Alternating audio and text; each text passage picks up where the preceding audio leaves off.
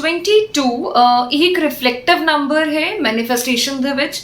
ਤੇ ਜਿਹੜੇ ਲੋਕਾਂ ਦਾ ਬਰਥ 22 ਨੂੰ ਹੋਇਆ ਹੁੰਦਾ ਹੈ ਕਿਸੇ ਵੀ ਮੰਥ ਦੀ, ਉਹਨਾਂ ਦੇ ਕੋਲ ਡਬਲ ਪਾਵਰ ਹੁੰਦੀ ਹੈ ਮੂਨ ਦੀ, with the wonderful effects of the Rahu. Sat Sri Akal ਦੋਸਤੋ, welcome all of you to mystic healer 5 ਵਿਦ ਮਨਿੰਦਰ ਕੌਰ। ਸੋ ਅੱਜ ਆਪਾਂ ਗੱਲ ਕਰ ਰਹੇ ਹਾਂ ਨੰਬਰ 22 ਬਾਰੇ, ਉਹਨਾਂ ਲੋਕਾਂ ਬਾਰੇ ਜਿਨ੍ਹਾਂ ਦਾ ਜਨਮ ਕਿਸੇ ਵੀ ਮੰਥ ਦੀ 22 ਨੂੰ ਹੋਇਆ ਹੁੰਦਾ ਹੈ।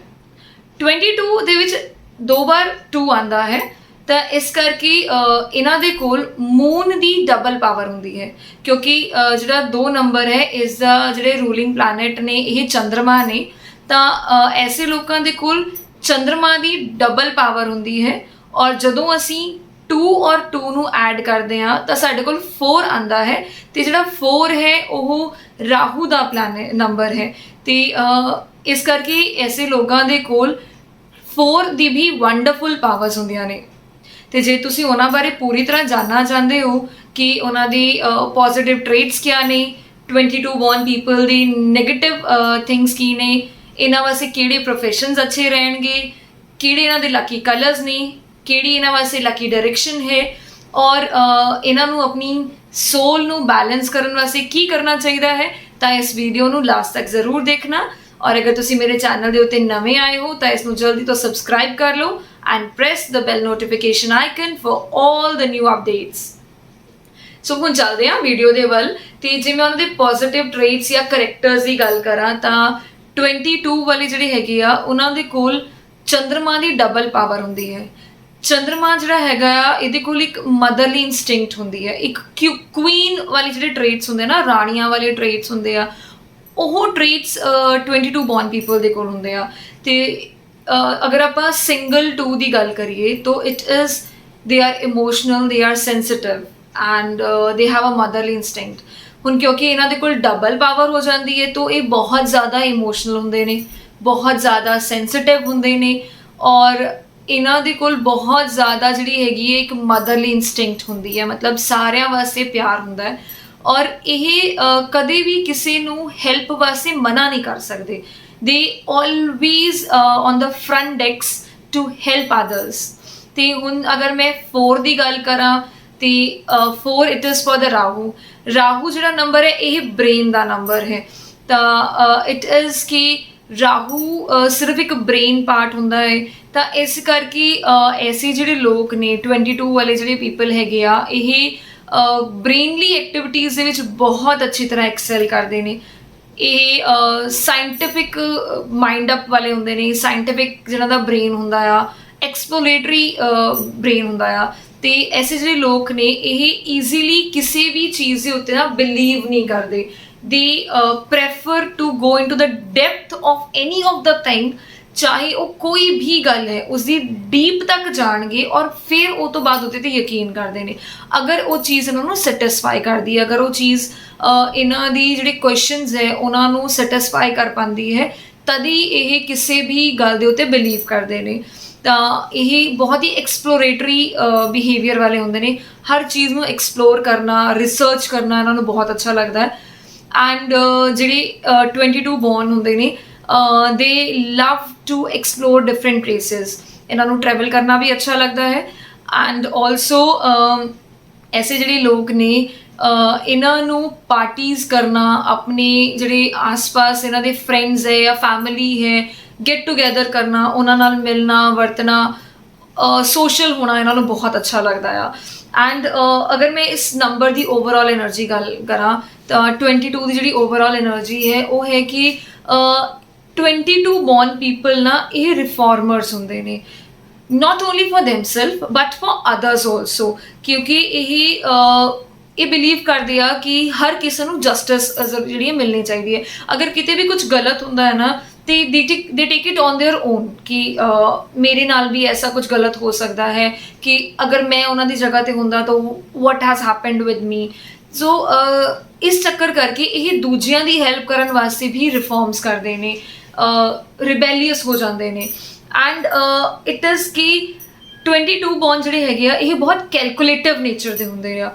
ਇਹ ਹਰ ਚੀਜ਼ ਨੂੰ ਪਹਿਲਾਂ ਕੈਲਕੂਲੇਟ ਕਰਨਗੇ, ਚਾਹੇ ਉਹ ਪ੍ਰੋਫੈਸ਼ਨਲ ਰਿਲੇਸ਼ਨਸ ਹੈ, ਚਾਹੇ ਉਹ ਪਰਸਨਲ ਰਿਲੇਸ਼ਨਸ ਨੇ, ਚਾਹੇ ਉਹਨਾਂ ਦਾ ਬਿਜ਼ਨਸ ਹੈ, ਹਰ ਫੀਲਡ ਦੇ ਵਿੱਚ, ਹਰ ਐਸਪੈਕਟ ਦੇ ਵਿੱਚ ਪਹਿਲਾਂ ਪੂਰੀ ਕੈਲਕੂਲੇਸ਼ਨਸ ਕਰਨਗੇ from the beginning to the ending, and then they proceed on for anything.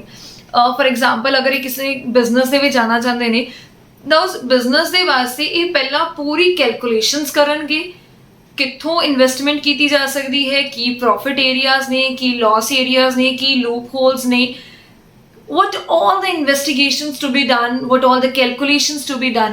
so ਇਹ ਪੂਰੀ calculation ਕਰਕੇ ਫਿਰ ਇਹ ਉਸ business ਨੂੰ start ਕਰਨਗੇ, and that gives them a wonderful result and that gives it a success to them। and ਐਸੇ ਜਿਹੜੇ ਲੋਕ ਨੇ, ਕਿਉਂਕਿ ਇਹਨਾਂ ਦਾ ਬ੍ਰੇਨ ਜਿਹੜਾ ਹੈਗਾ ਉਹ ਕੰਟੀਨਿਊਸਲੀ ਵਰਕ ਕਰਦਾ ਆ ਬਿਕੋਜ਼ ਆਫ ਰਾਹੂ, ਤਾਂ ਇਸ ਕਰਕੇ ਇਹ ਮਲਟੀਪਲ ਬਿਜ਼ਨਸ ਦੇ ਵਿੱਚ ਜਾ ਸਕਦੇ ਨੇ at a same time, and they can perform wonderful functions in that, they can have wonderful results also in that.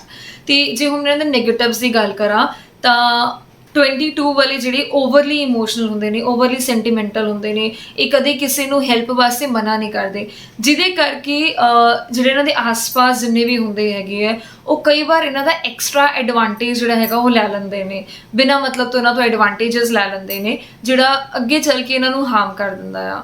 And second thing it is, ਕਿਉਂਕਿ ਇਹਨਾਂ ਦੇ ਜਿਹੜਾ ਬ੍ਰੇਨ ਹੈ ਉਹ ਕੰਟੀਨਿਊਸਲੀ ਵਰਕ ਕਰਦਾ ਰਹਿੰਦਾ ਆ, ਸੋ ਇਸ ਕਰਕੇ ਇਹਨਾਂ ਦੀ ਜਿਹੜੀ ਬ੍ਰੇਨ ਦੇ ਸੈਲਸ ਹੈ ਜਾਂ ਬ੍ਰੇਨ ਪਾਵਰ ਹੈ, ਥਿੰਕਿੰਗ ਹੈ, it keeps on working all the time. they are 24 hours working। तो अगर ये किसी प्रोडक्टिव साइड के उत्ते अपनी एनर्जी नहीं लगाएंगे ना तो they will be having a destructive ideas in their brain, so that can cause a harm to them in future। so these were the traits about them। जे उन्होंने दी profession दी गल करा तो they can be public speakers, they can be lawyers, they can be magicians, they can do wonderful in the creative industry, चाहे वो poetry है, writing है, beautician है, and also they can perform wonderful in their own business also। अपने business ਦੇ ਵਿੱਚ ਵੀ ਬਹੁਤ ਅੱਛੀ ਤਰ੍ਹਾਂ perform ਕਰ ਸਕਦੇ ਨੇ, government sector ਦੇ ਵਿੱਚ ਵੀ ਜਾ ਸਕਦੇ ਨੇ। ਤੇ ਇਹਨਾਂ ਦੇ ਵਾਸਤੇ lucky colors ਰਹਿਣਗੇ shades of white, light blue and bright yellow। ਤੇ lucky direction ਇਹਨਾਂ ਦੇ ਵਾਸਤੇ ਰਹੇਗੀ south west। ਤੇ ਹੁਣ ਅਗਰ ਇਹਨਾਂ ਦੀ ਸੋਲ ਨੂੰ ਬੈਲੈਂਸਿੰਗ ਵਾਸਤੇ ਗੱਲ ਕਰੀਏ ਤਾਂ ਐਸੇ ਜਿਹੜੇ ਲੋਕ ਨੇ ਇਹਨਾਂ ਨੂੰ ਆਪਣੀ ਲਾਈਫ ਦੇ ਵਿੱਚ ਤਾਮਸਿਕ ਫੂਡ ਜਿਹੜਾ ਹੈਗਾ ਉਹਨੂੰ ਅਵੋਇਡ ਕਰਨਾ ਚਾਹੀਦਾ, ਜਿਵੇਂ ਕਿ ਨਾਨ ਵੈਜ ਹੋ ਗਿਆ, ਐਲਕੋਹਲ ਹੋ ਗਿਆ, ਜੰਕ ਫੂਡ ਹੈ, ਉਸ ਚੀਜ਼ ਨੂੰ ਅਵੋਇਡ ਕਰਨਾ ਚਾਹੀਦਾ ਹੈ, ਜਿਹਦੇ ਕਰਕੇ ਇਹਨਾਂ ਨੂੰ ਹੈਲਥ ਇਸ਼ੂਜ਼ ਬਹੁਤ ਰਹਿ ਸਕਦੇ ਨੇ। तो ਇਹਨਾਂ ਨੂੰ ਤਾਮਸਿਕ ਫੂਡ ਅਵੋਇਡ ਕਰਨਾ ਚਾਹੀਦਾ ਆਪਣੀ ਲਾਈਫ ਦੇ ਵਿੱਚ। ਐਂਡ ਆਲਸੋ ਦੇ must offer food to the stray dogs, to the cows also। मतलब जिवें आपां कह दईए दान करना चाहिए, खाना खिलाना चाहिए जानवरों को, उन्हां दे वास्ते बहुत ज़्यादा बेनीफिशियल रहेगा। सो these were some of the traits of the people born on 22। and now you will say कि 22 दी वीडियो तुसीं बहुत लंबी बनाती है as usual in the other videos, because जिहड़ा 22 है ना, this number is very special for me because there are some people in my life, those who are born on 22, and these people are very close to my heart। and ਇਹ ਜਿਹੜੇ ਜਿੰਨੇ ਵੀ points ਮੈਂ ਤੁਹਾਨੂੰ ਦੱਸੇ ਆ, ਇਹ ਐਸੇ ਲੋਕਾਂ ਦੇ ਨਾਲ ਨਾ ਬਹੁਤ resonate ਕਰਦੇ ਨੇ, almost all the point resonate with them। so this number is very close to me। so in the end I would say कि अगर ये video ਤੁਹਾਨੂੰ ਅੱਛਾ ਲੱਗਿਆ ਹੋਵੇ तो give a big thumbs up to this video and do share your views with me in the comment section। I do read all the comments। अगर ਤੁਹਾਡੇ ਨਾਲ ਵੀ resonate ਕਰਦੇ, ਤੁਹਾਡੇ ਕਿਸੇ ਨਾਲ ਦੇ ਨਾਲ, ਤੁਹਾਡੇ family friends ਨਾਲ resonate ਕਰਦੇ ਆ ਤਾਂ please ਇਹ comment section ਦੇ ਵਿੱਚ ਮੈਨੂੰ ਜ਼ਰੂਰ ਦੱਸਣਾ। now see you all in the next video। till then everybody of you take care, stay safe and stay healthy। thank you all।